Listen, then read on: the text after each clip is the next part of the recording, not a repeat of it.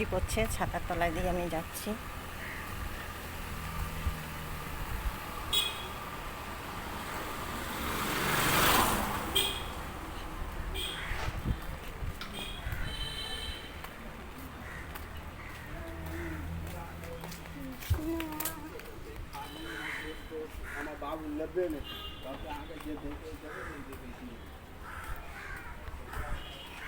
দেখছেন তো, এটা হলো আমার পাড়া।